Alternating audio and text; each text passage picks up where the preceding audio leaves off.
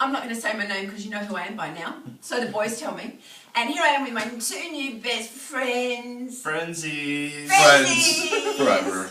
Yes, and my 2 legend champions that crossed Cook Strait under the amazing tutelage, would you say? Tutelage?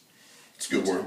I like that. Tutelage? Tutelage? Yes, it's like onesies. It's a new word for you. Very well. Of the Captain Philip Rush and his amazing crew, Kerry and Paul and Chris and Byron and Shelley and May. And Irene. And Irene. And Irene, of course. Can't not Forget forget Irene. Irene. What an inspiration. So here we are. We did it. We did it. Yay. You We guys We did it together. Well, no, Team you guys. as one. You guys did it. So how was No, that? we did the easy part. We just had to swim. That was I it. know. Isn't it? You funny? guys had the tough part. Isn't it funny when people say, and you do say to people, oh God, sitting on a boat, driving the rubber ducky and all that stuff. That is really hard stuff, isn't it? Very tough. I can only imagine. So Swimming's the easy part. So if you're thinking about swimming Cook Strait, no problem. What about the first time I met you and you were Yeah. and I said the same thing to you and I said, oh, you're amazing, to be a volunteer one and then support everything. I had no idea he was a swimmer.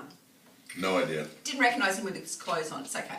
But now, having seen them in their Speedos, their little cock jock is what we call them down under. What do you call them? Cock jocks. Cock Or jocks. budgie smugglers. There you And go. they both wore socks because Philip was, bit shy, wasn't he? He wasn't shy with me. So how was the swim? Tell us about the swim. Overall, just an incredible experience, I think. Anytime you're halfway around the world away from everybody back home, it's really just an exciting journey, exciting adventure, and it's really awesome. What I tell everybody, the most important thing is that you get to share it with people that you really, really love, and the best friends a guy could ask for. So that's the best part about this sport, getting to meet people like this. So. And getting to the nitty-gritty part of it, how was the swim? Answer the question. How was it? Well, we talked about that. The swim was great. It was for me a little chilly out there, but other than that, beautiful water. Sun was shining. How was the clarity? I heard you. It was very clear. I could see straight down right off the start. So very pretty. I loved it. It was a tough day, though. It's always tough when you got to swim, almost 11 hours. But mentally overcoming a lot of things, and especially the tide pushing us at the end. If you saw the tracker, all over the place, but you can't control that. That's Mother Nature. So you just gotta keep fighting, and if you never quit, you're gonna make it. So. Oh, I like that. And how about you, man of so many words? So many words. My new teddy. I am your teddy. I gotta get a name for you. Oh. Shells, yeah. STS, friend of Craig. No, it was a beautiful day. The ocean was pretty flat, nice and cool.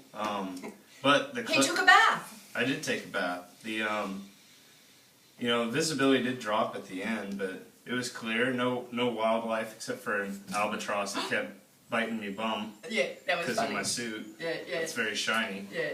But sharks are shiny colorblind, suit, apparently, so Yeah.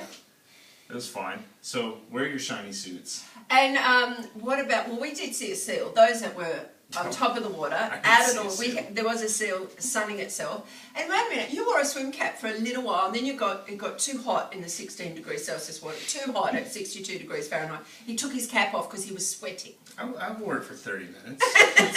That's not fair. I didn't wear it the rest of the time. Now let's be serious for a moment, because we don't want people to waste their time and money, which is energy investment. We've only got one life. We want to make it the best one. So how would you?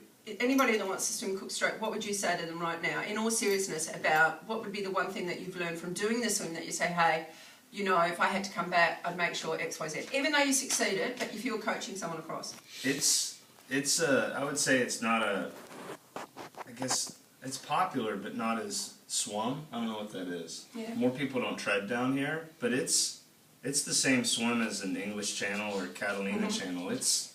I think this swim could be difficult because people think 16 nautical miles, but it's only 2 miles short of the English Channel, pretty much. So it is a marathon swim. So if you come across the world, make sure that you're ready for an English Channel, because that's what it can turn out to be. And I think a really good point to say right now is yesterday on our day off, there was a swimmer who went across in 6.5 hours. I think, and that kind of gives you really the perspective, correct perspective, and really the right balance and understanding how Mother Nature does swing. Yes, she does. She swings. She swings both ways. Yeah, and she did swing around for the guy yesterday, which we were like, darn. Oh no, we don't want to take 6.5 hours. It's okay, we're not worried about that. I like the Yes, I know. 10 hours 42 journey. Was that the second fastest ever? Third fastest? Yes, Probably. yeah, it was on record pace. Yeah. As Mother Nature does, she then just spat a dummy and then gave him a few extra hours just We- to make him feel like he had swum the Cook Strait. Mm-hmm. So what's your tip, mate? Boy, I don't know. That's I think Craig handled it. Yeah, make sure you're prepared because I think that this swim definitely could be very difficult. And I mean, it was not easy by any stretch of imagination, but I think when you prepare and get yourself mentally ready for it, that's what it comes down to. So just for us traveling as far as we did, we wanted to make sure we were prepared, and both of us felt great yesterday after the swim, and you know, it just shows that that's what it takes. So when you work hard, you train hard, you're gonna make it. So. And they're not telling a little porcupine there. They actually did wake up yesterday, and I said, "How are you feeling?" And I think I had more aches and pains, and May and I did from sitting on the boat because it's hard sitting for that long. But I did get up and down a bit. But you know, on all fairness, yeah, these guys woke up and said, "Hey, we're fine." You know, oh, only my knee. I'm thinking, your knee? And that was the hardest part, getting back in the boat out of the water in pitch black. That was tough. Yeah, that's the hardest part of the swim. I would say, yep. In the rubber ducky. In the rubber ducky, yes. The Zodiac, I was told, I have to say, officially. But anyway, this is Shelley Turner-Smith with my two new best friends, Craig Lenning and Darren Miller, saying, ciao.